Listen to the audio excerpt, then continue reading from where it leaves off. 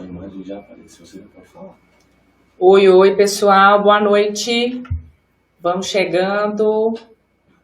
Nós tivemos um pequeno atraso aqui, devido ao sinal, essa instabilidade, né? Acredito que mais pessoas estejam passando por isso. Aqui na clínica hoje teve instabilidade na internet também. Muito vento por aqui. Não sei aí se você não é de Rio das Ostras, como é que tá aí sua internet. Você vai me mandando aí. Vou esperar vocês irem entrando para a gente poder começar. A nossa convidada já está por aqui e já já eu vou pedir para ela entrar. Combinado? Eu recebi umas mensagens, eu estou dando uma olhada aqui, dando uma revisada. Recebi umas mensagens durante a semana que eu tinha dito para vocês que estava aberto, né? A caixinha de pergunta, o direct, para a gente tirar as dúvidas.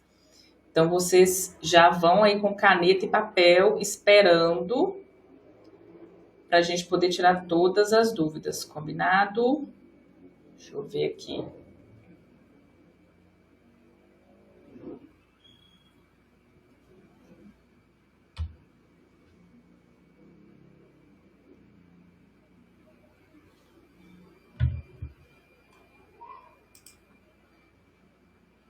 Breno, oi Breno, Juliane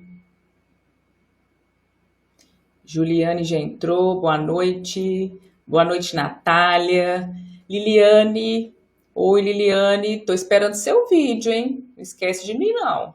Cristina, tudo bem? Doris Lene tá por aí, Guilherme, pessoal da Neurologicamente, marcando presença aqui. Quem mandou mensagem aqui, que já falou ó, minha mensagem, pode ficar tranquilo, que a gente vai responder as perguntas hoje. Stephanie, boa noite, Stephanie, chegando por aqui.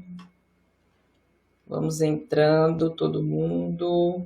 Eu vou dar, gente, vou esperar só mais uns 3, no máximo 5 minutinhos, tá? Que a gente já tá com um pouquinho de atraso, porque eu vi muita gente foi entrando e deve ter caído a internet também. Vou esperar um pouquinho para que as pessoas consigam entrar, tá? Para ninguém perder o início. Mas a gente vai falar hoje sobre parentalidade, né? Sobre os comportamentos parentais. A nossa convidada de hoje é especialista nisso. E ela vai poder, na verdade, até me dar uma luz sobre esse assunto, né? Porque eu lido muito com as queixas, o sofrimento das famílias em torno, né, do diagnóstico de autismo e de tudo que vem depois.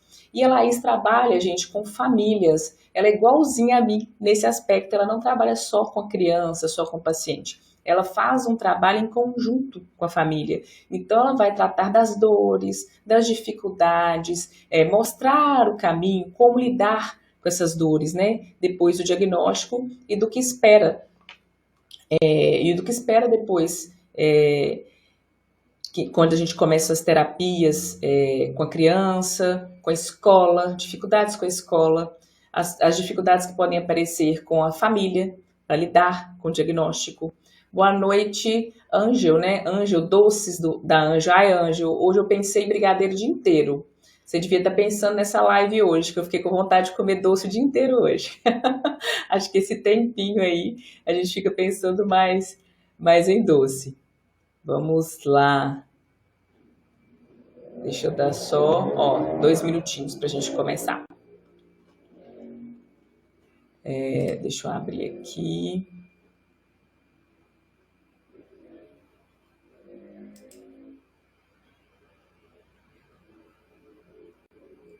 Oi, Tati. A Tati entrando por aqui também. Obrigada pela presença. Vamos lá. 1 minuto, hein? Já manda para alguém aí, gente. Manda um direct para quem você lembra que vai ser importante, né? Essa live, para quem tem dúvidas, para quem você conversou durante a semana, alguém que você conheça aí e que vai fazer diferença na vida dessa pessoa estar conosco essa noite. Dá uma corrida aí, manda no direct, manda no WhatsApp, que a gente já vai começar, tá? Vou chamar a minha convidada. Oi, Yasmin. Boa noite. Oi, Ana Clara. Seja bem-vinda.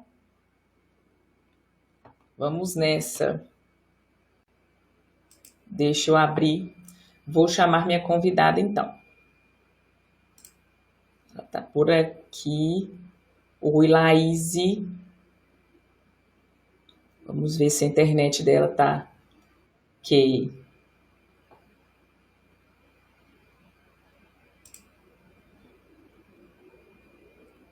Oi, oi.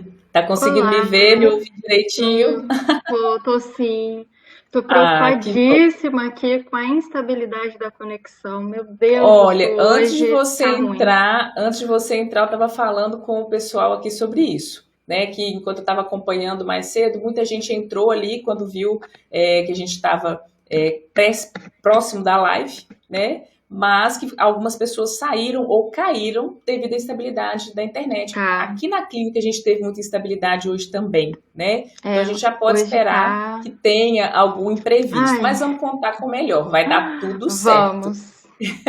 Se tiver imprevisto, se alguém cair, gente, vocês levantem a mão aí, vão sinalizando, né? Se travar, alguma coisa assim, que a gente faz os ajustes aqui. Mas eu tenho certeza que vai dar certo. Ó, olha como é que a internet já está fluindo, já está tudo a nosso favor. Vai dar É, nega, super que certo. bom. Boa noite, Laísa, Boa noite, Pé, gente. Boa noite a todos. todo mundo que está entrando aí. Essa é a nossa querida Laíse. Ela é especialista em neurociência, neuropedagogia e parentalidade. Falei sobre ela com vocês na semana passada, falei essa semana. Então hoje vocês vão ter a oportunidade de tê-la aqui bem pertinho e de tirar, né, algumas dúvidas. Já vou deixando claro que o que a gente não conseguir, não der tempo, né, de falar hoje, fica tranquilo que as suas dúvidas vão ser respondidas durante a semana, tá? Me conta. Laís, primeiro, obrigada. Obrigada pela presença, Imagina. apesar da instabilidade, por ter você conosco hoje. Eu tenho certeza que você vai trazer muito conhecimento para a gente. Eu também tenho algumas perguntas para você, que eu fiz as minhas anotações aqui de dúvidas que eu tenho no consultório com meus pacientes. E eu vou pedir para você falar um pouco do seu trabalho, né? Quando eu falo a palavra parentalidade, algumas pessoas não têm noção muito como funciona esse trabalho. Fala um pouquinho para a gente como que é o seu dia a dia com seus pacientes. Olha, peraí que desligou aqui tudo pra mim. Dá um minuto. Eu continuo te ouvindo e te vendo normalmente. É, olha os problemas técnicos já acontecendo. Pra mim, desligou tudo. Deixa eu reiniciar aqui. Só tô vendo sua boca mexer, mas não. Gente, deu? Ó, gente, a Laís está com um probleminha ali na internet, mas eu tô conseguindo ver, escutar direitinho. Se vocês começarem a ver alguma diferença aí, mandem pra gente por escrito. Tá ok? Manda todo mundo uma mãozinha de ok, se tá ok pra vocês aí. Tá vendo? Tá ouvindo direitinho? Que eu tô acompanhando aqui.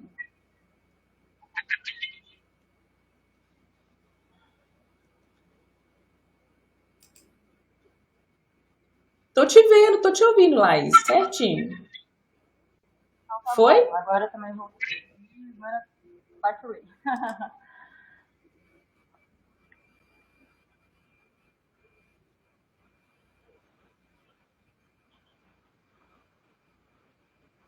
E aí, tudo certo? Podemos? Ó, tô vendo as mãozinhas aqui subindo, ó. Ok, ok.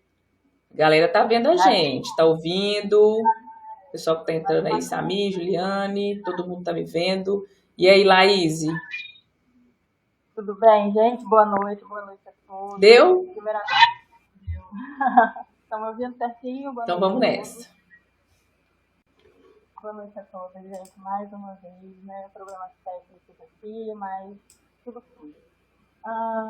Primeiramente agradecer, né, a oportunidade, a doutora Tamara, para a gente estar aqui falando um pouquinho, né, da parentalidade, dessa questão que é tão importante, né, a gente colocar como foco, né, porque muitas vezes a gente é tão focado ali na criança, em desenvolver a criança, em o que está acontecendo com a criança, em trabalhar com a criança, em trazer, né, metodologias de trazer desenvolvimento para a criança, mas a gente esquece um pouquinho ali de acolher os pais, né, de saber como lidar com o comportamento parental, né, e ajudar a esse pai a passar por todas as fases que está nesse momento, né, a partir do diagnóstico, né, os pais passam por uma transição, é uma montanha-russa emocional, né? E cada dia a gente lida, né? Cada dia esses pais lidam com um sentimento diferente e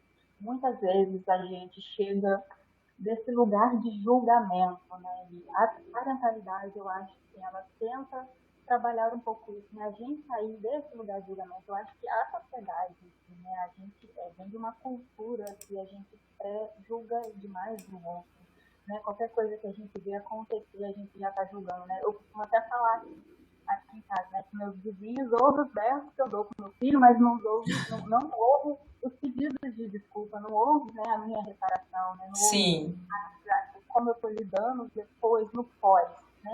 Com tudo isso, né? Então, é muito fácil a gente ser apontado e a gente apontar também, né? O que o outro está fazendo, que a gente considera inadequado, né? Porque essa questão de certo e errado também é uma perspectiva que a gente precisa sair do nosso lugar e entrar no lugar do outro para a gente poder entender a perspectiva do outro, né? Então, a parentalidade, eu sim, acho que ela traz muito essa acolhida para os pais, né? Tanto a equipe, né? Multidisciplinar da criança, focada ali na criança, em desenvolver a criança, e a parentalidade, ela cuida um pouquinho mais ali dos pais, né? E ela traz os pais por engajamento, né? Colocar sim. os pais de forma ativa em todo esse processo.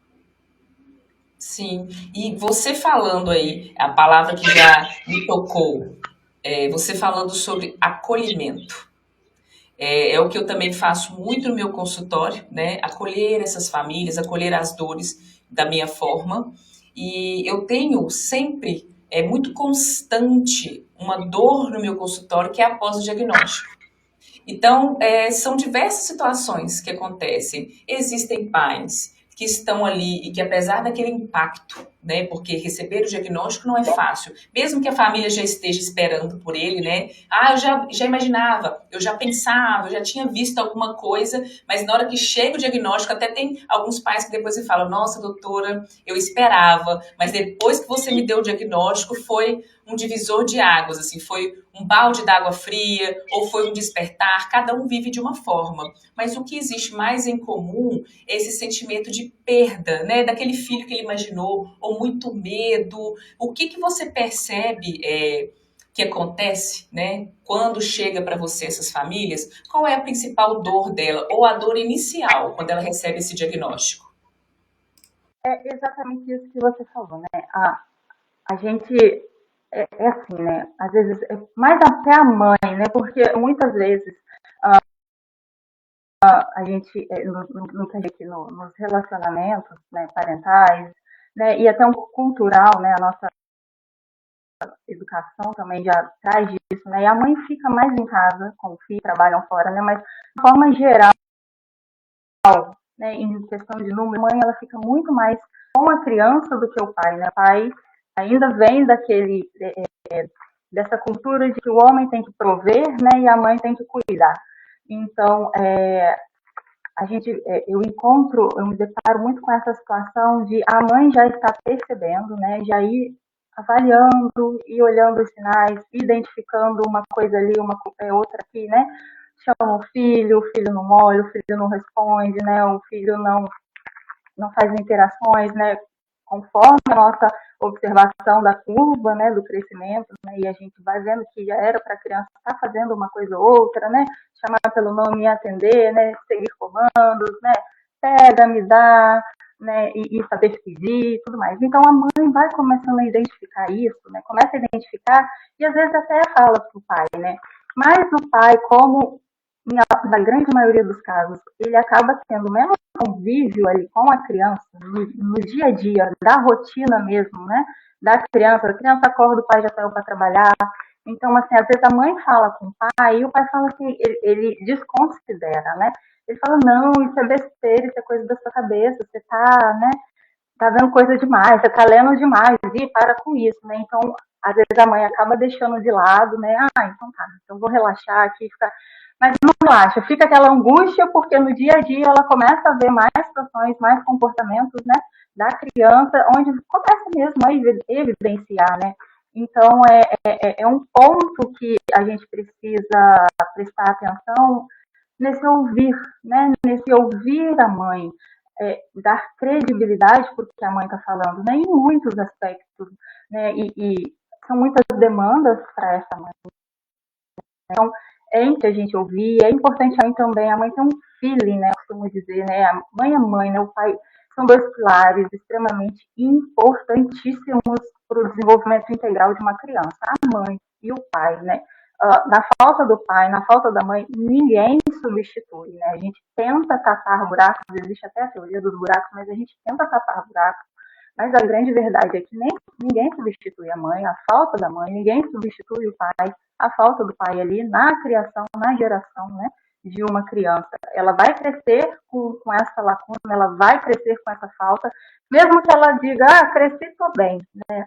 Não, no nosso consciente a gente começa a ter muitos comportamentos, né, muitos padrões, a gente aceita situações e que a gente não entende, a gente não compreende que aquilo é lá de trás da falta do pai, da falta da mãe, né, do papel do pai e da mãe na infância.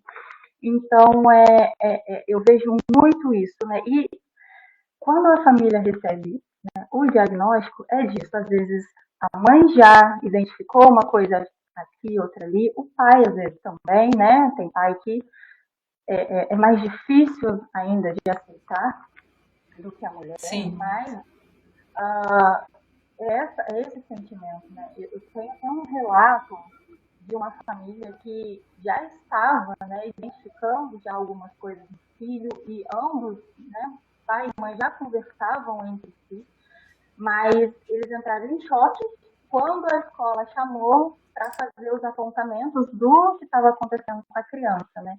Então é assim, quando é verbalizado, né, quando a gente fala em voz alta, parece que concretiza, né? E aí a ficha cai, aí, né, você aí a mãe, Materializa, né? Ela entra mesmo nessa situação, né, do choque, né, do enfrentamento da realidade, né? E, então, por exemplo, né, nesse caso que eu acabei relatando, né, eu anotei até aqui qual foi o relato da escola, né? A escola chamou esses pais e colocou, né, pontuou lá para os pais, né, a criança não faz contato visual, né, não olha quando é chamado pelo nome, não brinca em grupo, né? Não brinca em pares, tem preferência, né, pelo brincar isolado, né? Ela acaba se isolando. Fixação por objetos, que a gente sabe também é um comportamento, né, da criança autista.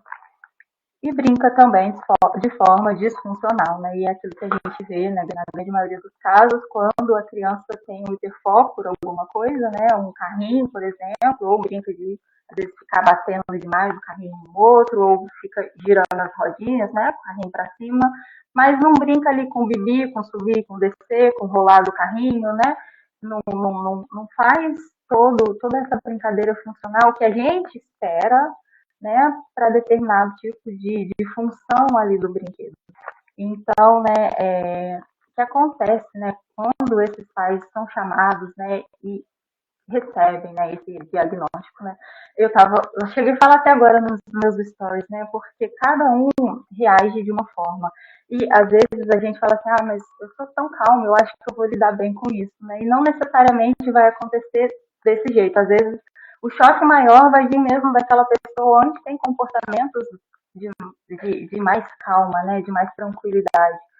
E o outro vai reverberar, né, não, vamos encarar. Então, essa questão de passar pelo luto, né, e de lidar com o luto, ela vem muito do quanto nós estamos, do quanto no dia a dia, né, a gente é volátil, né, do quanto a gente tem facilidade para lidar de modo geral com as frustrações, né, e isso fala muito da nossa infância, né, lá atrás, né, quando a gente era criança, os nossos pais, né, o que eles permitiam ou não, qual é a tolerância que eles tinham com a gente, né, quando, diante dos nossos erros, né, então, quando a gente recebe mais acolhimento, né, parental, quando os nossos pais nos dão espaço para a gente poder sentir a nossa emoção, o que a gente está sentindo naquele momento, porque a gente vem mesmo de uma educação de analfabetismo emocional, sabe? Então, a gente acredita, né, a gente tem uma crença de que existem emoções positivas e emoções negativas,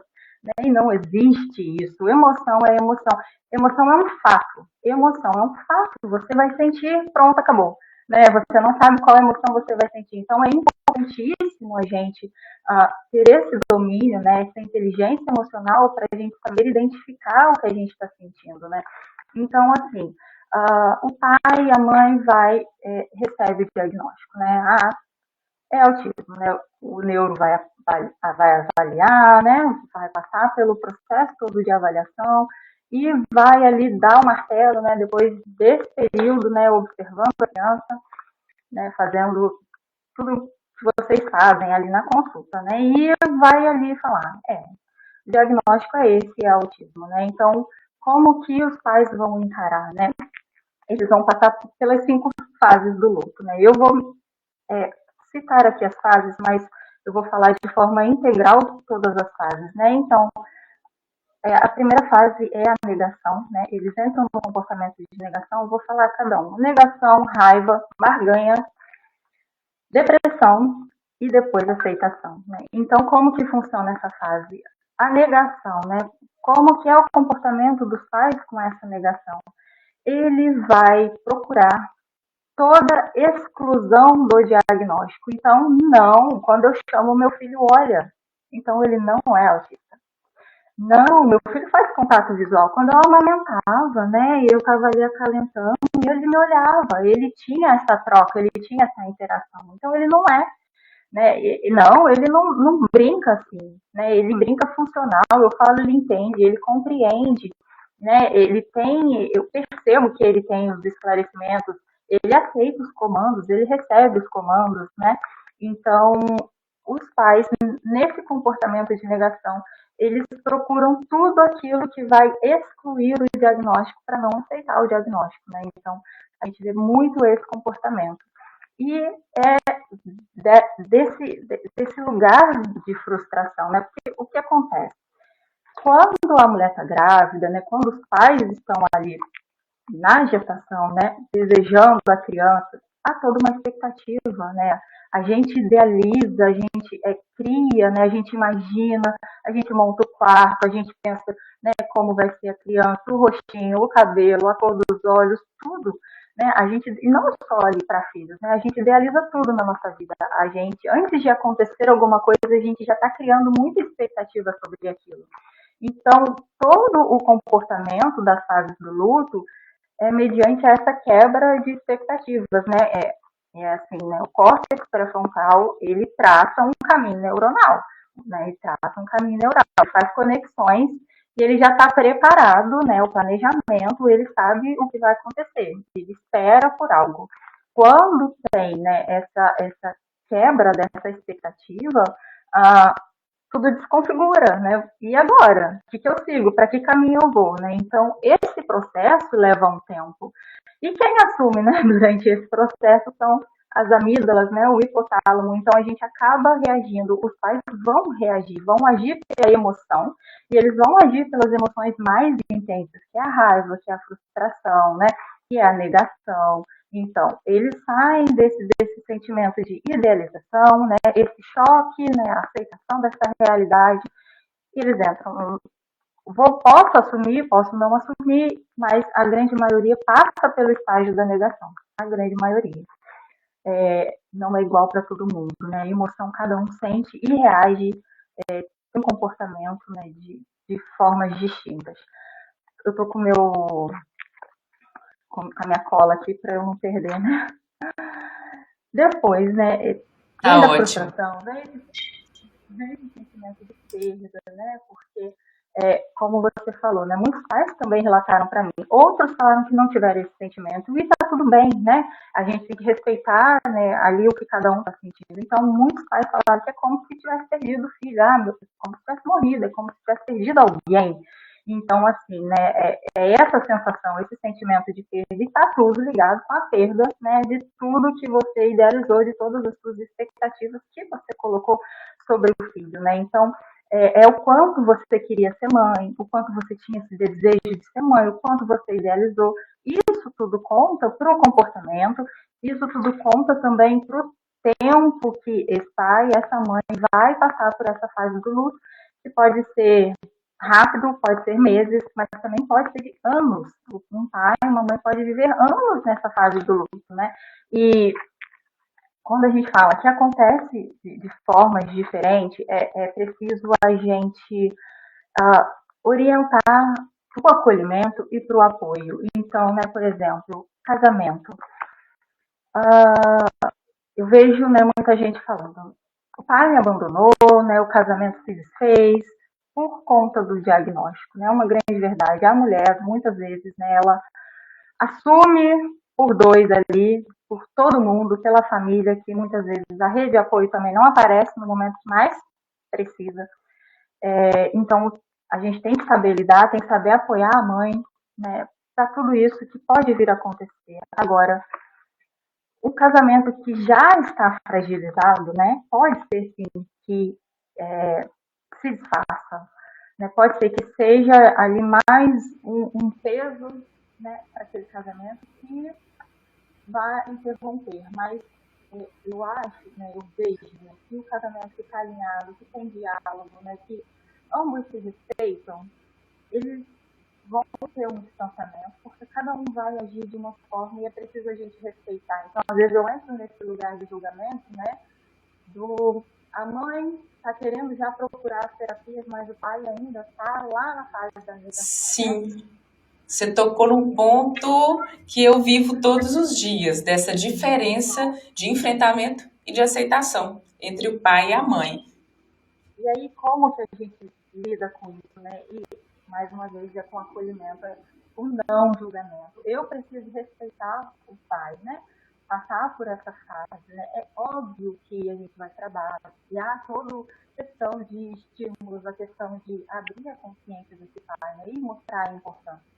Mais uma vez, a gente aqui falando, né? Questionando, né? Um pouquinho os homens, né? Os homens de uma forma geral, né? Quando eles ficam doentes, né? Quando o homem e a mulher fica doente, né? Quem tem a chance de procurar, de ir no médico, né? E procurar um tratamento ou pedir um remédio, né? É muito mais fácil a mulher ir do que o homem. O homem fica ali sofrendo por dias dentro de casa, passando mal, né? Mas eles têm uma dificuldade de aceitar. Eu não estou bem, vou procurar um médico, né? Aceitar as fragilidades que todos nós temos, que é o que remete ao que você disse lá no início, de que como a gente foi criado, dos valores que foram, né, trazidos para a gente, e há isso, acho que milhões de anos, né, de que os homens não podem ter fraqueza, né, eles não podem chorar, né, engole choro, não pode demonstrar, né, emoções, e é o que você disse mesmo, todo mundo tem todas as emoções, né, raiva, tem felicidade, tem todas as emoções, só que cada um vai expressar numa intensidade diferente. E aí, quando tem esse problema aí no casamento, vem exatamente essa realidade do que você está dizendo. Como é que esse pai, no exemplo, igual estamos dando um exemplo de um homem, como que esse homem foi criado? Ele foi criado para aceitar que ele também tem imperfeições, que ele tem medos, que ele tem dificuldades, que, nossa, como está duro para mim receber esse diagnóstico do meu filho. Eu sonhei com meu filho, e aí, filhão, vamos jogar bola, vamos, né? Coisa de homem, se for um menino, né? Vamos fazer tudo comigo, papai vai isso, vai aquilo. E se for uma criança que talvez tenha um suporte maior, né? Precise de mais ajuda no momento do diagnóstico e não corresponda às expectativas do pai. Pode ser que ele se lide com essa frustração toda e que negue, ou que fique com muita raiva de mim, do médico que deu o diagnóstico, né? Da pessoa que deu o diagnóstico, talvez da esposa. Eu ouço também, não sei se você ouve muito isso, de acusações, né? Olha, você tá doida, você tá caçando doença pro nosso filho, ele não tem nada, que essa fase da negação, e pode passar para essa questão da acusação também, o que vai minar esse casamento. Eu acho que talvez, por mais estruturado que seja, eles vão passar por alguma dificuldade. Por isso que é importante ter essa orientação parental, o acompanhamento do psicólogo, né, para os dois, apesar de também o sexo masculino ter mais dificuldade em aceitar o acompanhamento psicológico. Não estamos generalizando, tá, gente? Eu tenho um filho homem também, então eu estou falando no geral, assim, os homens, né, da nossa época para trás, os meus 40 e poucos anos, para mais jovens, foram criados assim. A maioria deles, né, vamos pôr 80% dos homens, para entender que eu não preciso de psicólogo, não preciso de orientação parental, eu sou homem, mas eu também tenho coração, tenho sentimentos, né? É isso que a gente tem que colocar mais. E isso, falar mais sobre isso, né? Eles vêm muito desse lugar mesmo, né? De que eu não preciso de ajuda, eu dou conta, né? Eu sou forte, né? Então a gente vê isso, né? Nessa educação que a gente tem, que os meninos recebem, né? E, infelizmente acontecem até hoje, né? Em muitos lares ainda os meninos eles são gerados, né? Por essa perspectiva dos pais, né? Eles são mais silenciados, eles são mais calados, eles não têm permissão, né, para sentir, né? Você é homem, ó, não é assim que homem age, não. Aguenta? Você aguenta? Não. Então, assim, a gente precisa estar atento com as oportunidades que a gente dá para os nossos meninos deles se expressarem, né? Porque é muito importante. A gente não consegue lidar com aquilo que a gente não passa. Então, se eu não permitir que o meu filho, por exemplo, tenha um acesso de explosão, ele não vai saber lidar com essa situação nunca. Né? E é o que acontece comigo. Comigo que eu falo no sentido com todos nós pais, né? Nosso filho se desregula, aí eles começam a gritar, começam a gritar, começam a gritar. O que a gente faz? A gente tem paciência? A gente não tem. A gente vai e a gente se desregula junto, né? E ao invés da gente estender o braço para ajudar, né? Mostrar uma corda, mostrar um caminho, mostrar uma luz, não. A gente se desregula junto, a gente grita com a criança, né? E aí vira o caos. Então, assim, por que isso, né? Porque lá atrás a gente também não foi ensinado. Né? E lá atrás os nossos pais também não foram ensinados. Né? Então, não é da gente vir desse lugar de julgamento também para os nossos pais. Eu costumo dizer, né? Nossos pais fizeram o melhor que eles puderam, com as informações que eles tinham na época. Né? E na época, o que era informação? Né? O fulano disse que isso era bom, então, se foi bom para ele, vai ser bom para mim também. Então, na época, era assim. Né, que a gente fazia. Hoje em dia a gente tem estudos gratuitos, a gente consegue fazer esses acessos importantes sobre neurodesenvolvimento, né, desenvolvimento infantil, comportamento, né, emoções. A gente tem todos esses acessos gratuitos, né, aqui do sofazinho, do conforto da nossa casa, a gente consegue acessar tudo isso, então a gente consegue se nutrir de conhecimento. Então não é mais aceitável, na minha perspectiva, não é mais aceitável eu falar que eu educo meu filho, eu bato no meu filho, eu grito com meu filho, que eu aprendi assim, meu pai me ensinou assim, e é assim que se faz, né? Isso é justamente o que a gente falou, qual que é a barreira, o tema da live, né? A barreira para o pleno desenvolvimento educacional do seu filho. Como que a gente vai educar essa criança repetindo um ciclo? Os mesmos erros, né?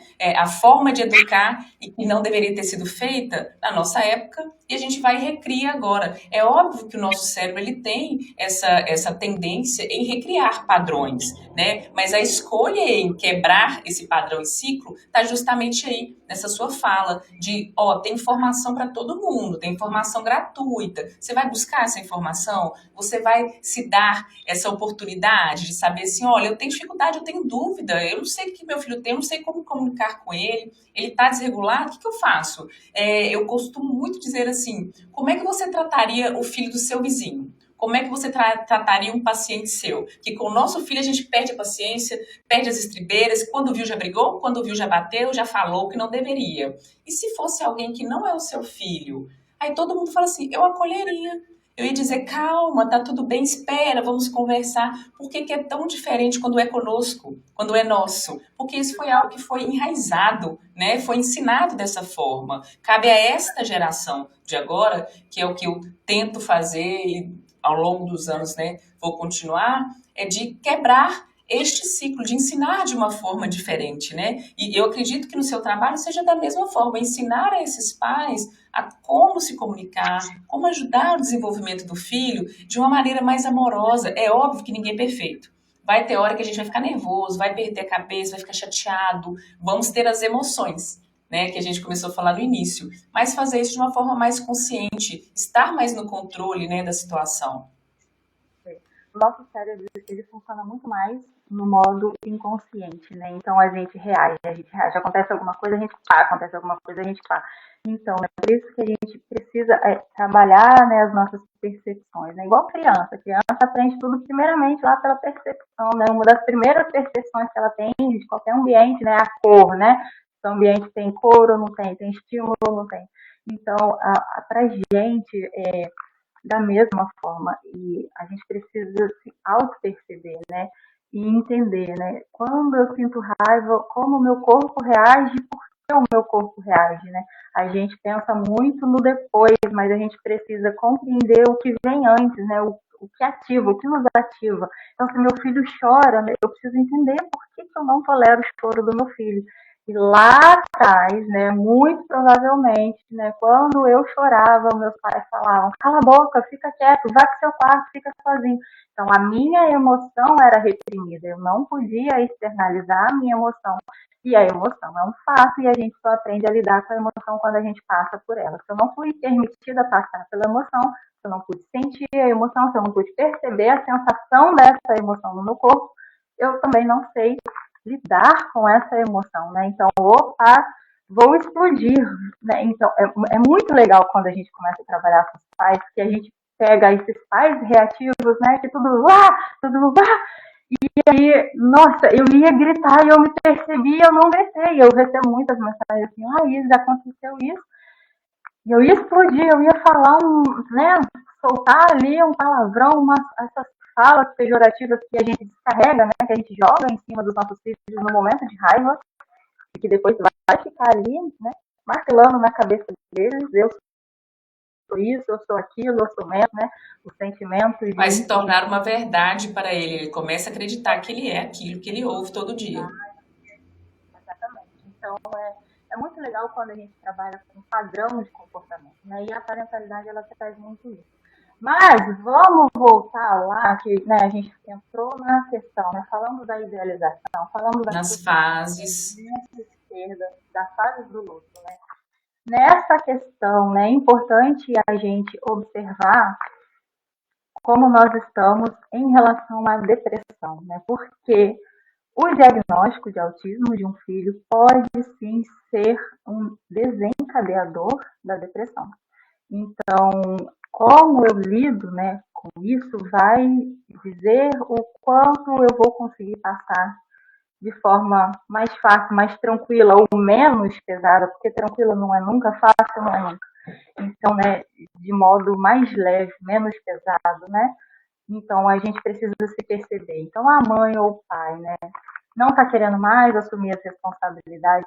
E tem uma coisa que você falou que é muito relevante, né, que é a questão da raiva. E a gente joga raiva para mim, a gente joga raiva para o outro, a gente joga raiva para o médico que deu, né, o diagnóstico, a gente joga raiva para a escola que pontuou ali, né, que verbalizou, externalizou aquele comportamento do filho, e a gente também joga raiva para a criança, né, e aí a gente começa a repelir a criança, e a criança entra ainda mais sofrimento. A criança sente, é neurônios espelhos, né? A gente acha que neurônios espelhos é só questão visual, né? Mas a vibração do corpo, né? O nosso corpo, ele solta energia, né? Então, quando a gente está no ambiente, por isso que a gente fala assim, nossa, que tensão que rolou aqui agora, né? Porque de verdade, solta o nosso corpo, solta essas químicas. Então, né, neurônios espelhos, o nosso filho sente.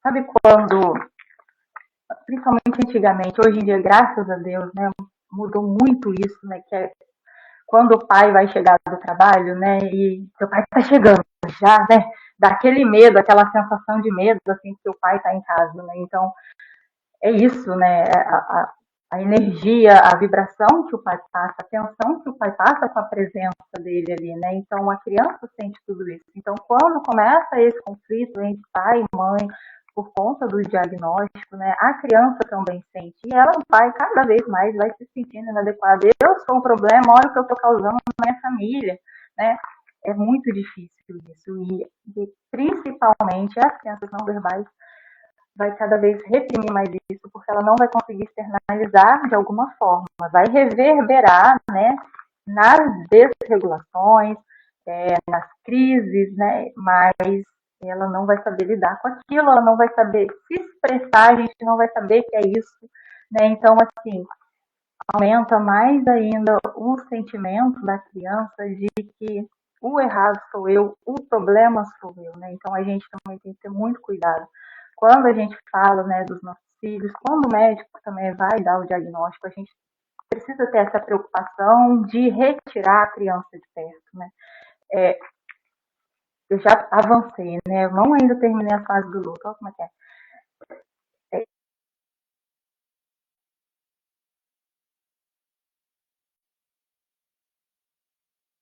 Né, de senso de valor, de senso de capacidade, de pertencimento, de identificação.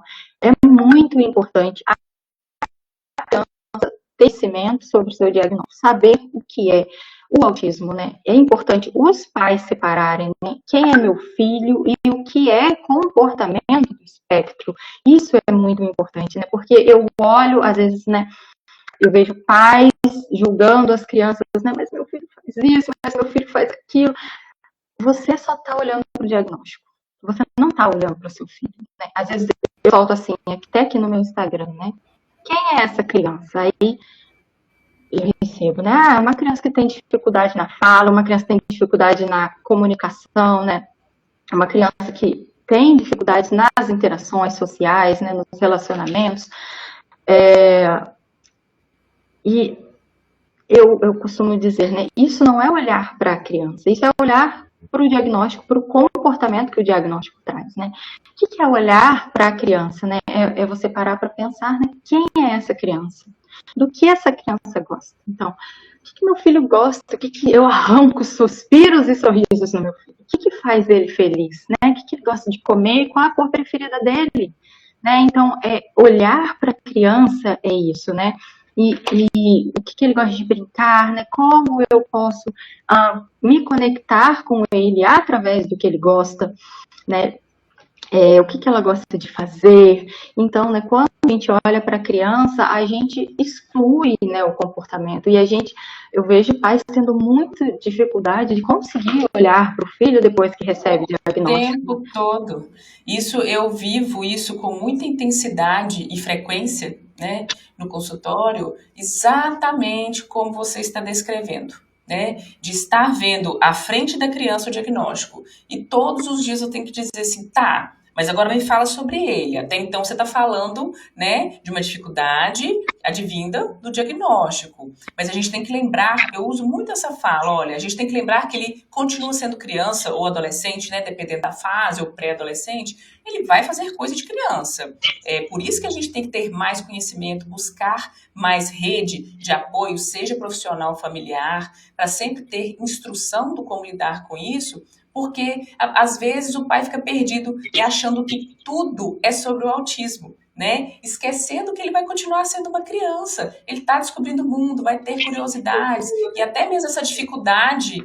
E essa dificuldade que você falou assim de, olha, do que ele gosta, acaba esquecendo de olhar para ele, né? Como os pais acabam esquecendo de se olhar. Eu pergunto muito, né? No seu tempo extra, o que você faz? Mãe, você gosta de quê? Não, eu não consigo, não gosto de mais nada, porque eu vivo só para ele. Então não tem mais tempo para mim. E acontece disso. Desconhecer o próprio filho, né? Focar só no diagnóstico e não saber como se conectar. Porque quando eu vou prescrever algo, mesmo que seja intervenções terapêuticas, uma medicação, um passeio, eu falo abertamente sobre isso, do que é que ele gosta, porque tem que ser prazeroso para ele. E quando, para aderir, né, para que consiga ter mais êxito e no menor tempo, eu até falo quando a criança já é um pouco maior, eu falo diretamente para ela, olha fulano, olha Pedrinho, Joãozinho, você tem que gostar. Se não tiver bom, você tem que falar com sua mãe, com seu pai, eu não gosto desse estímulo, desse brinquedo, eu não gostei do gosto desse alimento, desse xarope, mas você vai provar outro, eles vão te dar a opção. Trazer para ele assim, olha, você faz parte da escolha, você também, né, faz parte desse todo, do acompanhamento, isso faz toda a diferença. E traz essa humanização. Para que os pais entendam assim, então ele tem permissão para fazer coisas de criança, né? E voltar aquele sonho que a mãe tinha, que o pai tinha, da criança que vai fazer bagunça, que vai mexer na tomada, que vai quebrar alguma coisa, independente do diagnóstico, ser criança também, né? Exatamente, a gente precisa, né? Olhar para a criança por o que ela é, né? Criança. E isso faz bem para ela, isso faz bem para o emocional dela, né? E o autismo, né? Quando a gente olha para o diagnóstico, a gente está olhando só para um rótulo, então de toda forma a gente está ali rotulando uma criança, né? Isso não é saudável. Quando a gente cresce, né? A gente se desenvolve nesses rótulos, nenhum rótulo é saudável, né? Inclusive, nem os rótulos que a gente considera como positivos, né? Ai, você é tão lindo, você, né? Um dos trabalhos recentemente que eu tive, né? Foi exatamente desse lugar dos pais que só elogiavam o filho. Você é o melhor jogador ali da sua turminha de futebol, né? Você é o que mais acerta, você é o mais isso, você é o mais aquilo. Quando essa criança teve a primeira dificuldade, né, e que ela percebeu, nossa, mas eu não sou o melhor aqui agora. E aí, como que eu lido com isso, né? Então, a gente precisa ter muito cuidado e quando a gente vai fazer determinados elogios, né? E não tem problema nenhum a gente elogiar a beleza da criança, né? A gente elogiar o que a gente gosta do nosso filho, a inteligência, não tem problema nenhum, né? O problema é a gente só fazer isso, né? A gente não olhar para o erro e falar, filha, tudo bem, você errou aqui, né? Você foi colocar ali uma água no copo, você derramou, tá tudo bem, né? Mas o que é eu educar para a autodisciplina, eu educar para a resolução de problema, né? Eu fazer meu filho enxergar, né? Onde a gente encontra até a dificuldade, né? Das crianças autistas, eles conseguirem enxergar, né? Ter essa visão de resolução de problemas, né? Então, às vezes, ela não tem essa percepção mesmo, e a gente briga com a criança, e a gente, né, lasca em cima da criança, mas sem ter o conhecimento de que não dá, né? O cérebro dela funciona diferente, né? Então a gente precisa entender a funcionalidade do cérebro dela para não julgá-la, para não falar, não é possível que você não está vendo isso, que você não está enxergando isso, não é possível que você está fazendo isso, você derramou.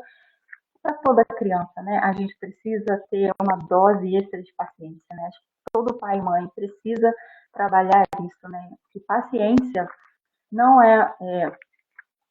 como eu posso dizer, né? Paciência é uma habilidade treinável. Né?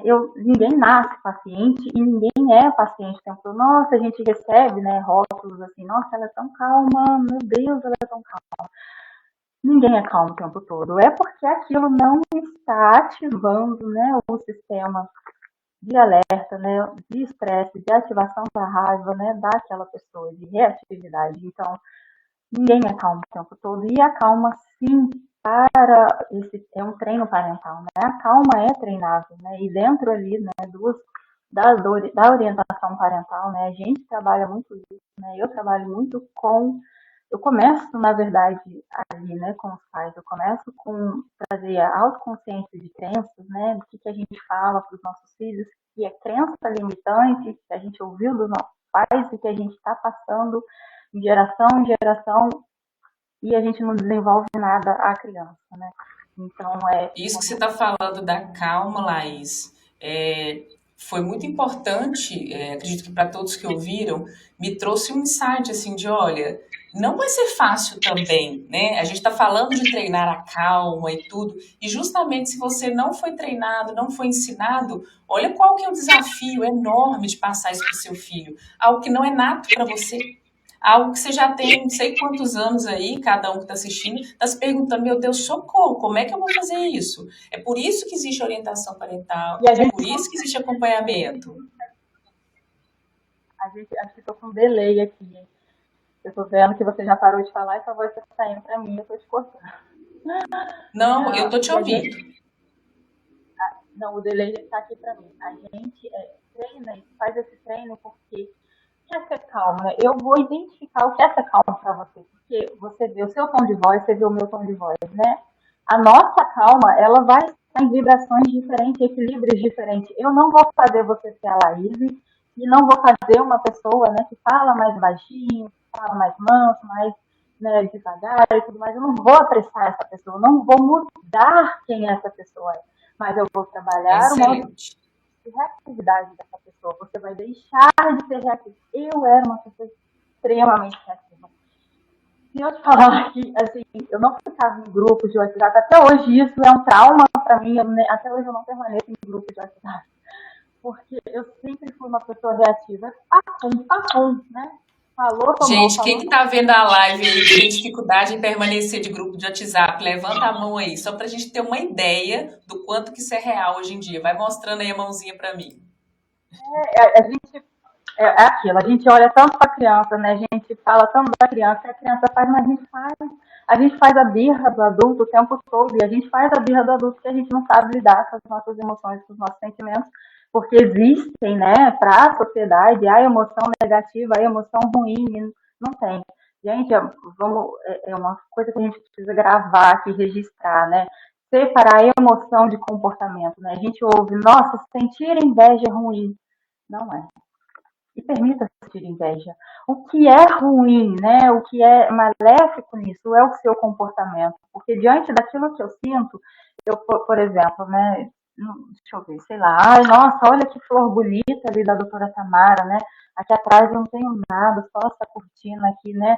Então, assim, eu posso reverberar isso, né? Será como que ela conseguiu isso, né? Ah, também deve ganhar de um monte de gente famosa, né? Neuropediatra famosa deve ganhar. Então, eu começo a desvalorizar você, sabe?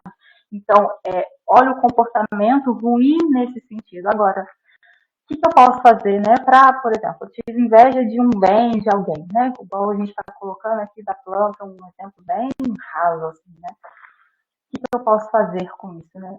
Isso pode explorar o meu lado de querer trabalhar, querer crescer, querer adquirir conhecimento, querer me desenvolver para eu chegar nesse lugar também, né? Então, olha o que a emoção, o sentimento reverberou em mim. Então, a gente tem um problema de rotular muito as emoções quando a grande verdade é que a gente precisa olhar para o comportamento que a gente está tendo.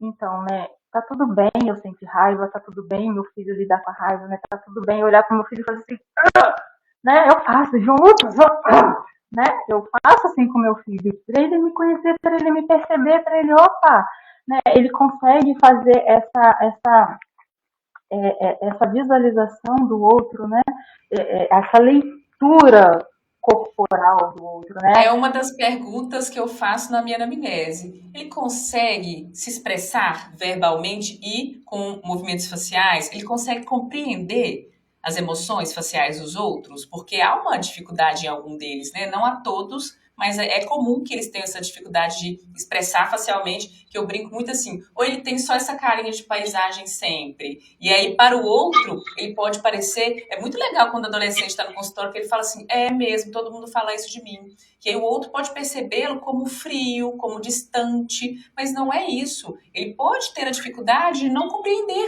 né, as expressões faciais de raiva, de tristeza, de felicidade, e isso precisa ser treinado, né? E os pais também precisam agir com naturalidade, né? Então, tá tudo bem. É o que a gente chama de honestidade emocional, né? Então, eu vou explodir, eu falo, agora não, não fala mais uma palavra, porque senão vai sair coisas desconcertantes da minha boca. Eu preciso de um minuto. Então, olha aí, eu me reconhecendo, eu mostrando para o meu filho como eu acho. Quando eu não tô bem, eu me calo, eu me silencio, eu vou tomar uma água, eu vou jogar uma água no rosto, eu desvio o foco, ou eu mudo o ambiente, eu saio daquele ambiente, eu dou uma volta, eu vou lá na janela, eu olho, né, para o dia, para a noite, eu olho para o tempo. Então, são as pausas que a gente precisa estar percebendo, que a gente precisa fazer. Né? E Ótimo. Coisas, Amei. Deixa eu te interromper um segundo, que essa aí foram umas perguntas, eu recebi muita pergunta disso aí que você está falando. Cheguei no momento que o meu filho me tirou do sério. Socorro! O que eu faço? Eu já estava anotando isso aqui para te perguntar. Aí você já deu algumas dicas deste momento, né? Assim, eu tô isso aqui para explodir com ele, seja verbalmente, seja na irritabilidade, na agressividade. Dá uma dica para esses pais que estão nos vendo, assim, como que ele vai lidar nesse momento que você estava falando agora? Chegou nesse momento aí no pico da irritabilidade. Seu filho já fez tudo que você não está aguentando segurar. O que você fala para esse pai nesse momento? Honestidade emocional. É você falar para o seu filho o que você está sentindo exatamente naquele momento, né? A melhor forma, né? A gente ensina muito pelo exemplo, né? A gente fala modulação, né? Comportamental. Então, a gente Como que eu vou ensinar meu filho a lidar com isso no futuro? Mostrando para ele como eu lido. Olha, filho, eu tô com raiva. E não é, olha, filho, eu tô com raiva. Né? A gente parte muito desse... A gente ensina muito isso lá aos bebês, né, por exemplo. Então, a gente tá vendo, às vezes, até na creche, as crianças lá se engalfinhando, né? Uma deu um tapa na outra e a gente fala assim, para, bater é feio, ai, ai, ai. Ó o repertório, né? Para, bater é feio, ai, ai, ai. A criança ali com raiva, porque estava com lápis na mão, o outro chegou, invadiu o espaço dela, tomou o lápis da mão dela, né? E a criança precisa fazer carinho, faz carinho, ó, carinho, bater feio, carinho, carinho. Gente, você não está ensinando essa criança a lidar com a raiva, você está reprimindo a raiva da criança, né? Então, Ensinando a reprimir. Ó, não pode sentir nada não, tá? Finge que tá tudo bem, né? isso que você está sentindo é feio, não é. Todo sentimento é um fato. Né? Por que essa criança se desregulou, né? Olha para o depois, né? A professora fala assim, bateu, né? Mordeu, né? E ela olha dali para frente, né? E vai lá e coloca no cantinho de pensamento, socorro Deus, no cantinho, né? Ou cantinho da calma, socorro Deus também. Então, assim, gente, não ensina nada, isso não ensina nada. Tudo que exclui a criança emocionalmente, tudo que você coloca a criança aqui, ó, fica aí, pensa no que você fez. Né? A criança não tem preparo cognitivo para isso, né? Ela não tem entendimento, ela não tem interpretação, né? Ela não tem maturidade, né? O cérebro dela ainda está se desenvolvendo, né? Ela ainda age também pela emoção, né? Então, córtex pré-frontal, né? Que é capacidade, né? De pensar, né? De analisar, Planejar. De pausar e essa flexibilidade, né, que a gente fala, né, essa flexibilidade cognitiva, o controle de hipótese, tudo está sendo ainda formulado e desenvolvido para a criança e a gente precisa ensinar. Então a gente vai lá e coloca essa criança isolada emocionalmente, que é a mesma coisa que a gente silenciar, né, para de chorar, fica quieto, vai pro seu quarto, né, quando você estiver bem você volta e a gente conversa, olha isso, né. A criança só aprende sobre autorregulação, a criança, qualquer pessoa, qualquer ser humano, só aprende a lidar com a autorregulação, só aprende a se autorregular quando ele tem corregulação. E que a corregulação não é o estímulo do outro, é o pai, é a mãe, sabe? Lidando com aquele sentimento que a criança está sentindo, validando, né? Olha, a professora, então, a criança teve a caneta tomada da mão, né? Então o professor disse, você sentiu raiva, sabe por que você sentiu raiva? Primeiro que ela chegou muito perto de você, né? Quem que gosta disso aqui, né? E crianças são assim, não tem essa noção de espaço, do espaço, de representar o espaço. Vai, pega, mete a mão no corpo da criança, né? Enfim. Tem muito adulto que faz isso também. Então, né, você sentiu raiva porque a sua caneta que você estava em uso, né? Você estava usando, estava pintando, estava no seu momento legal ali com a sua caneta, o outro amiguinho chegou lá e tomou de você. Está tudo bem você sentir raiva. Sabe o que você precisa fazer nessa hora? Me devolve, não está disponível. Né? Eu não gosto quando você puxa alguma... É isso que a gente precisa ensinar para a criança. Mas a criança não vai aprender na primeira vez. Não vai. E é por isso que a gente tem que ter o treino parental, né? Por isso que a gente tem que ter o treino ali, que é o profissional da educação, né? Por isso que esse profissional da educação tem que receber o treino, porque ele tem que ter esse olhar do que é desenvolver uma criança, né? É fácil falar, sabe? Que, principalmente, né, os professores, por exemplo, né, profissionais da educação, eles lidam com 21 crianças ao mesmo tempo. Então, enquanto ele está ali acolhendo um, falando com o que está acontecendo com o outro, já está lá, ó, né, tacando fogo, tacando horrores, né, lá no cantinho lá. É o caos, né? Então, é muita camada. A gente também não pode só chegar nesse caos, né? Nunca a gente pode chegar nesse lugar de julgamento do outro, né? Porque o professor não viu, porque o professor permitiu. Calma, respira, né? Sim. Falta isso muito, a gente sabe disso, né? Falta o preparo dos profissionais dentro de sala de aula também? Claro que sim. E eles também estão sofrendo do mesmo jeito. Foi a mesma coisa que você disse, assim. Imagina o desespero, aquele tanto de aluno em sala de aula, você precisando gerenciar um, e tem mais 15 ali que estão prontinhos para entrar no mesmo processo. Então, deve ser muito difícil e desafiador para esse professor também. Então, cabe, de novo, essa responsabilidade. E eu, o que eu estou fazendo com o meu filho? Estou botando ele no cantinho do pensamento, estou mandando ele engolir o choro, ele pensar sozinho. Como é que ele vai lidar com isso no momento da raiva na escola? Estou permitindo que ele se expresse, que ele se posicione, como você falou? Não, não gostei. Não gosto, é meu, ué. Não vou te prestar agora. E tá tudo bem, é meu. Né? E a gente tem que ensinar o outro a respeitar isso também, né? E o que ensina para o outro, né? A gente entra em conflito, né, com o pai da criança que bate, né, e com o pai da criança que apanha, né? E a gente bota esses pais em choque, né? E fica ali essa rivalidade, que o seu bate no meu filho, né?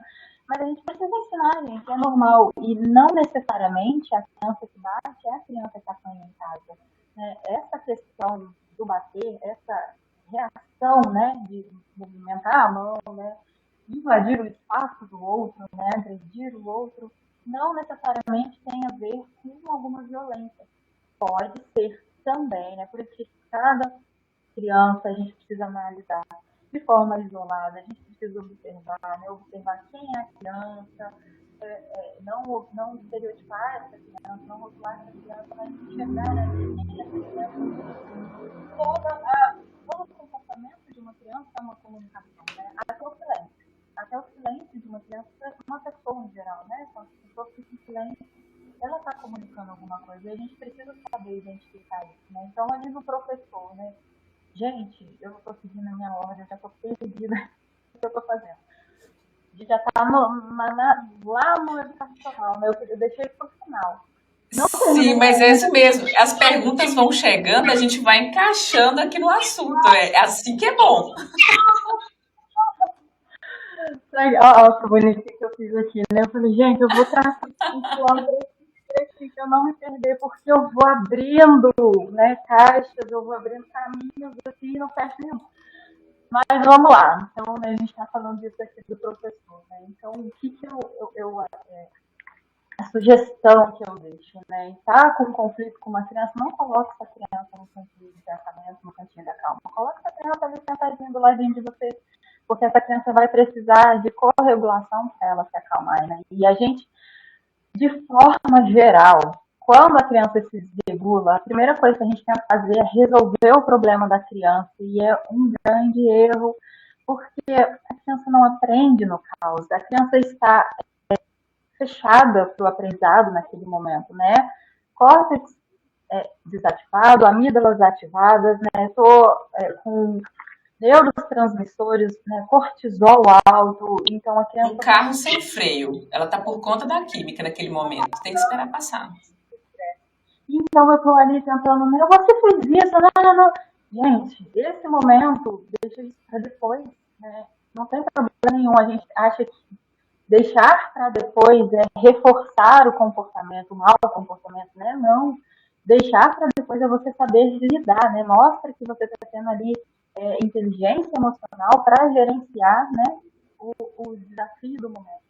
Então, né, você acolhe essa criança, você acolhe quem bateu, você acolhe quem apagou.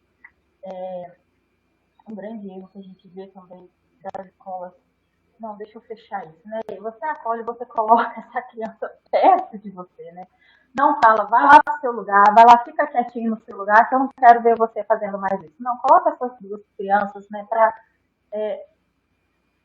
abrir o repertório, né? Então, ensina essa criança o que ela pode fazer. Olha, numa próxima vez, fala que você não gosta. Essa criança não vai ter diálogo para falar, eu não gosto, fala não, fala para. É uma criança não verbal, e aí a gente entra, né, no outro ponto que já não era para eu estar aqui. A importância da gente ter com a criança os cards, né? Isso é muito importante. Eu acho, até se eu tivesse, por exemplo, um filho autista, eu não mandaria meu filho para a escola. Existem uns cards que eles são chaveirinhos. E você pode arriscar esses chaveirinhos no estojo, na mochila, né? Comunicação alternativa. Não desse momento, né? É o professor saber conversar com aquela criança a respeito daquele, através, né, daquele card. É ensinar os amigos a se comunicar com essa criança através dos cards, né? Então, eu falo com ele não me responde. Por quê, né? Ele não fala. Né? Então, é exigido que ele responda só no verbal. Se ele é não verbal, eu preciso oferecer uma outra oportunidade, opção para ele se expressar. E isso é a verdadeira inclusão, é quando a gente conversa com as crianças, né? Sem colocar em evidência. Eu também não acho legal, acontece muito isso, né? E a gente já parte lá do princípio, né? O professor, por exemplo, a aluno fez bagunça, daí o professor Joãozinho fez bagunça, sempre Joãozinho. Joãozinho faz bagunça, a gente coloca o nome do Joãozinho lá no quadro, e aquele nome do Joãozinho está lá em evidência como mau comportamento. E o Joãozinho começa a ter dentro de si, de forma inconsciente, né? A gente acha que é consciente, não. É no inconsciente. O nosso inconsciente está ali, ó, fixando umas memórias negativas sobre nós, sobre quem nós somos, sobre como o outro vê a gente. E que para eu ser aceita, eu tenho que me comportar bem todas as vezes, toda hora, sempre, né? Eu tenho que ser um adulto. Eu não posso ser mais. O bonzinho que tolera tudo. Eu já tive uma grande dificuldade na escola do meu filho, na escola atual do meu filho, por essa questão, né, do bonzinho. Mas, então é isso. Eu acho que quando a gente vai falar de autismo, né, com a criança, com as crianças, é muito importante a gente ter esse diálogo, a gente ter essa conversa, a gente ter essa construção, né, para as crianças em sala de aula. Mas não é falar assim, ah, o amigo, ele é autista. Não, isso é muito errado. A gente não pode colocar nenhuma criança em evidência. Nenhuma criança Sim. se sente bem, se sente confortável quando ela está em evidência, né? Mesmo quando é uma coisa boa, né? Os olhares, os apontamentos, né? Aquela coisa assim, né? Isso já deixa a criança desconfortável e aí a gente já está desregulando essa criança. Então, imagina a gente fazer isso com uma criança autista, né? A gente vai estar ali colaborando para que ela entre em crise. E a gente precisa observar também as crises do autismo, porque nem sempre ele externaliza a crise para fora, né? Nem sempre é se jogando, nem sempre é se batendo, nem Sim, sempre sim. o comportamento autolesivo, né? Muitas vezes para dentro também, né? E eu vejo também muitos pais falando assim, nossa, meu filho se desregulou tanto, meu filho gritou tanto, ele chorou tanto, rodopiou, né, e entrou ali nas estereotipias e tudo mais, mas se desregulou tanto que ele ficou tão exausto que dormiu por horas, né, ou ficou mais no comportamento de introspecção por horas, ou ficou isolado por horas, né. Isso também é uma outra desregulação, né, é a desregulação interna da criança, e a gente também precisa estar atento a isso, que a gente deixa, né? Não, deixa ele lá, ele tá se acalmando, né? E isso é um ponto errado, né? A criança não está se acalmando, a criança está ali ainda desregulada, né? E a gente também tem que estar muito atento para isso, como pais, como profissionais, né? Como educador, né? Então a gente precisa, de novo, a gente olhar daquele ponto, né? Quem é essa criança, né? E quais são os comportamentos que ela costuma ter quando ela se desregula, né? E qual é o gatilho, né? O que acontece antes dela se desregular. E muitas vezes é uma fala minha, muitas vezes é um olhar meu, muitas vezes é um comportamento, muitas vezes é sabe, o olhar, aquele olhar de fuzilamento, ou bufar, né? E muito do comportamento parental reverbera muito no comportamento da criança, às vezes a gente não olha isso, né? A gente vê crianças hoje em dia, né? O número de crianças fazendo terapias fora de diagnóstico, né? Problemas de ansiedade, né? De depressão, é tão alto, é tão assustador, né? E eu vejo muito assim, que nós estamos normalizando, e assim, não é normal, gente. A criança tem que brincar, a infância é para ser leve, né? Sim. A infância é para errar, a infância é a oportunidade de você fazer errado, né? E de você ter seu pai ele corrigindo de forma afetuosa, com afeto, né? Com amor, com carinho, né? Então, as oportunidades para a criança fazer errado é ali agora, enquanto ela é criança mesmo, né? E desde então, e a gente entra, né, com aquele sermão de vida, de meu Deus, eu preciso aplicar, né, uma frustração aqui para o meu filho para ele saber lidar com isso lá no futuro. Né? É tão desesperador quando você vê pais agindo dessa forma, né? Que você vê que ele está tirando a leveza da infância da criança de forma intencional, né? Quando é uma coisa que Sim. acontece, né, e você não tem controle daquela situação, é diferente. Isso, assim, é a gente ensinar através da vida, através do que acontece no cotidiano, né? A criança aprender a passar por essa montanha-russa dos imprevistos, né, de planejamentos, de tudo que não está no nosso controle. Então, mas quando eu vejo, né, os pais, né, falando assim, não, eu preciso fazer isso para ele aprender a lidar, né?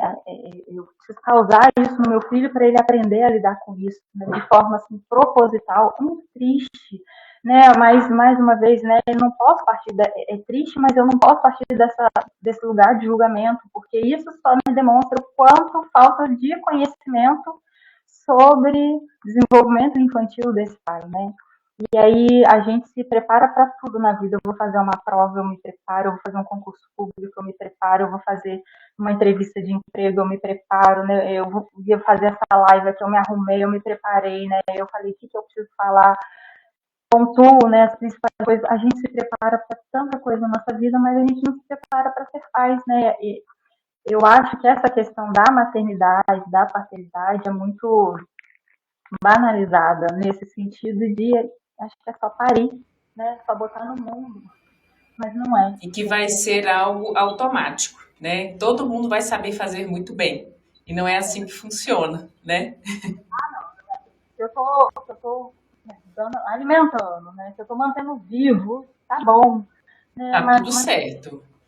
Assim, a gente não pode continuar partindo desse princípio, né? A gente já, mais uma vez, né? A gente tem acesso gratuito e a gente precisa alinhar, né, os nossos conhecimentos, os nossos comportamentos. A gente precisa sair desse lugar confortável que a gente está, né, também do lugar do vitimismo, né, e se colocar no lugar Laís, me tira uma dúvida. Você estava falando sobre a questão do ensino, dos professores agora. Eu estou vendo aqui algumas perguntas. Tem condição, existe alguma forma dessa orientação parental entrar numa solicitação para a escola? Eu, como médica, eu posso solicitar isso, porque eu estou sempre mandando relatório para as escolas. Eu posso solicitar, olha, eu quero que a Maria, o João tenha uma orientação parental. Isso contém horas? Como que isso funciona? É possível que isso seja agregado ao PEI, ao Plano de Ensino Individualizado, ou isso não é possível? É possível e a gente, né, luta para que seja feito cada vez mais, né. Peraí, que sem meu óculos eu não ouço direito. Essa coisa, né? Preciso ver para ouvir. Bom, é importante isso, né? A gente chega lá na questão, né, do treino parental, né, das terapias, excessos e faltas de terapia, né? É uma equipe inteira, né, que vai preparar esse peito dessa criança, né? E quando eu posso sugestionar que os pais, né, que o treino parental entre nesse peito? Para isso é importante eu conhecer esses pais e eu saber o nível de conhecimento desses pais, porque uma coisa, por exemplo, o que é parentalidade? Parentalidade é relacionamento, né? O que é terapia? Terapia é desenvolvimento comportamental. É óbvio que os pais também desenvolvem o comportamento da criança, mas são perspectivas diferentes, né? A terapia ela vai trabalhar comportamentos evidenciados, né? O pai ele trabalha, né? Ele desenvolve a criança, o pai e a mãe desenvolvem a criança de forma integral. Então, assim, quando eu sei que o pai tem um preparo para isso, né? E como eu vou saber disso, né? Eu vejo que o pai tem algum curso, existem cursos, né, de acompanhante terapêutico para pais, né? E é interessante a gente estar fazendo. Eu indico isso para muitos pais. Eu indico 2 cursos específicos de 2 pessoas que eu acho que se coloca nesse lugar de humanidade, sabe? Porque é verdade, existem alguns comportamentos, né, de algumas crianças que precisam um pouco mais de robustez, um pouco mais de rigidez, né, digamos assim, no manuseio, mas não é na rigidez do relacionamento. Então também é importante olhar para quem é esse terapeuta, né, e para como esse terapeuta está ali né, as abordagens dele, como ele está se relacionando com o meu filho. Então, pode ser o melhor terapeuta do mundo em questão de conhecimento, né? Mas se for um terapeuta que não sabe se conectar com a criança, não vou dizer que não vai rolar, mas eu vou dizer, né, que vai demorar, vai ter o lead time desses avanços, dessa resposta dessa criança, né, da criança se engajar na terapia, né? Vai ser diferente de Sim, quando um terapeuta, né, sabe se relacionar com a criança. Então, né, é importante esse terapeuta avaliar os pais, né? Os pais, é importante os pais terem essa responsabilidade. Eu falei, né? A gente sair um pouco do lugar do vitimismo, que é uma fala mais, é meio pejorativo até, né? A gente falar assim, porque é dor, né? É uma dor. É difícil, não é uma situação fácil, são muitas demandas, né? E e a é maternidade, assustador para todo mundo. em si, né? Já traz demandas assim, exaustivas para a gente. Imagina a maternidade e a paternidade, né, de uma criança atípica, né? Então tá ali, né, horas e horas de terapia, né? Então, o treino parental, então, por exemplo, se o pai tem alguma certificação, né, o treino parental desse pai pode entrar sim no treino, né? O terapeuta, né, os profissionais que estiverem ali, né, o que precisa ser desenvolvido em conjunto, né, com fono, com o neuropediatra, né, com o professor, né, com o educador daquela criança. Então, eles vão ali formulando tudo o que precisa, né, as atividades que precisa desenvolver naquela criança, né, o tempo, né, e tudo mais vai estar no treino. Então, assim, e o treino parental, né? Então, o treino parental, quando esses pais têm aptidão para isso, são aptos para isso, a gente pode colocar, assim, esse treino parental no treino. E eu me digo, né, para os pais, eles não vão se tornar terapeutas em filhos. O treino parental, né, a abordagem dos pais em casa não exclui, né, a necessidade da criança. Ótimo, é bom deixar isso claro. Não é nesse lugar, né? E a gente vê, às vezes, até muita briga, principalmente aqui na internet, que o conhecimento é muito raso, né? Eu falo muito sobre parentalidade consciente, disciplina positiva, né? O que eu mais vejo aqui não vai revirar o olho, gente. Assim, ai, meu Deus. Né? Ah, você quer levar o brinquedo azul ou rosa? Jesus amado, como o conhecimento raso Sim, tem a respeito do que é, né? A educação. Então, eu nem entro nessas guerras, nem posso entrar nessas brigas, mas eu vejo. sim. Então, a gente vê, infelizmente, a gente já vê também, né, psicólogos brigando contra educadores parentais, né, que estão ali fazendo, ensinando treino parental, né, é verdade, existem os Então, profissionais. deixando claro, gente, que a educação parental, seja para o pai, para a mãe ou para o casal, não quer dizer que ele vai se tornar um terapeuta, tá? Vai te ajudar e vai ser um facilitador, né? Para você lidar melhor com seu filho.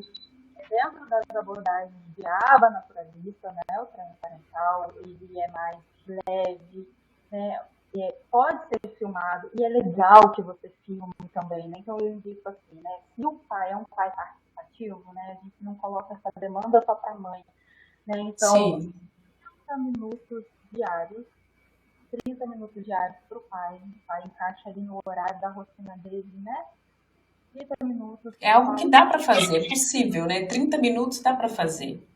Final aqui eu vou deixar umas instruções aqui de um treino parental que a gente já pode começar a fazer, né? Mas 30 minutos para cada um, né? E aí, né, se o pai, aí o tá filmando, o terapeuta tá falando, tá legal, tá fazendo certinho, né? E aí sim, em conjunto, né? Uma conversa em conjunto, pode ser que diminua um pouco, sim, de horas de terapia dessa criança. Então, essa é uma criança, né, nível 3 de esporte, por exemplo, onde ela recebe mais tempo, né, ela precisa mais tempo de terapia, né, e mais, então, se ela faz, sei lá, 40 horas de terapia, né, você pega, né, o pai e a mãe aplicando ali meia hora por dia, então dá 1 hora por dia, 7 dias por semana, então talvez você possa descontar alguma coisa disso aí nas terapias, né? E aí é uma conversa, é um Olha que diálogo, ótimo, né? relacionamento, Diminui a sobrecarga para os pais, diminui a sobrecarga para a criança, porque o excesso de terapia acaba sendo prejudicial, né? Cansa muito a criança. porque uma das barreiras também é isso, né? Excesso de terapia, a falta de terapia é uma barreira, né? Os impactos da não aceitação dos pais, essa demora, né, da gente ter, né, os pais ali nessa busca pelas intervenções do filho, né, para o filho se desenvolver de modo adequado. Muitos pais já recebem diagnóstico ali de 5, 6 anos, né? Só que antes do diagnóstico, a gente também já pode intervir, né, nos comportamentos que essa criança está tendo. Não precisa do diagnóstico fechado também para começar a trabalhar com uma criança autista, né? E a gente precisa também partir desse ponto, né? Então, é trabalhar mesmo muito essa questão da aceitação dos pais e o que traz, né? Um facilitador para a não aceitação dos pais é mesmo o desconhecimento, né? Ou que a gente fala, né? A ignorância do assunto. Então, é importante a gente saber, né? É importante se eu tenho uma família, né? Amiga minha, amigo meu, tem um filho autista, é importante eu saber sobre isso, é importante eu te chamar, convidar para vir na minha casa, é importante eu que não tenho um filho autista saber como eu devo me relacionar com uma criança autista, como eu me conecto, né? Para eu ensinar o meu filho lá na escola a como conseguir conectar com essa criança, né? Para essa criança não se sentir isolada, né? Para as outras crianças também não partirem desse ponto da prática do bullying, né? Então, o conhecimento é tudo da nossa vida, né? Sim, e é muito assunto, é muita necessidade, né? A gente começa achando que são coisas básicas e é um emaranhado de dúvidas, de medo, de preocupações. Eu tô até olhando aqui, acabou de apitar aqui para mim, que a gente tem mais 3, né? 3 minutos para encerrar, né? Olha o tempo voa, né? Eu sei que tem algumas perguntas, eu tinha mais 6 aqui que estavam se repetindo, mas que a gente vai conseguir responder no direct. São muitas as dúvidas, são muitos os medos, mas essa atitude que a gente está tendo hoje, de sentar para conversar, para falar sobre esse assunto com responsabilidade e com acolhimento, com respeito, eu tenho certeza que para você que está aqui hoje já fez uma grande diferença. Você amanhã vai multiplicar essa informação. Você vai mandar esse vídeo para alguém, falou, olha, eu assisti uma live, às vezes você está preocupado, você está com medo enquanto pai, né? Ou para um professor que também está preocupado, não sabe como lidar, já vai dar um caminho para ele. E outra coisa que eu já quero fazer agora, me conta, Laís, como é que funciona o seu trabalho? Você atende presencial, você atende online? Antes da gente fechar, já deixa aberto para as pessoas aqui um caminho para eles poderem te encontrar. No momento, eu estou só com atendimentos online. Eu trabalho apenas com pais nesse momento, né? Eu estou especificamente para parentalidade, porque é o que eu amo, né? Apesar de ser muito mais difícil a gente conseguir enfiar as coisinhas nas cacholas dos pais, né? Muito mais difícil. Eu dava aula para adolescentes, né? Então, era difícil, mas quando chegou nos pais, eu fico, meu Deus, né? Mais desafiador. Que a gente carrega, né? É muito trauma, é muita crença, é muito despreparo também, né? É muito conceito raso, né? Então, e a gente começar a inserir, né? E o primeiro ponto que a gente trabalha nos pais é trazer esses pais para a autorreflexão, né? Para observação do comportamento. Nossa, mas você já percebeu que você fala isso? Seu filho está fazendo isso, mas você já percebeu que você faz também? Né? Então, assim, e eu faço, e a gente começa a perceber, não se né? percebe.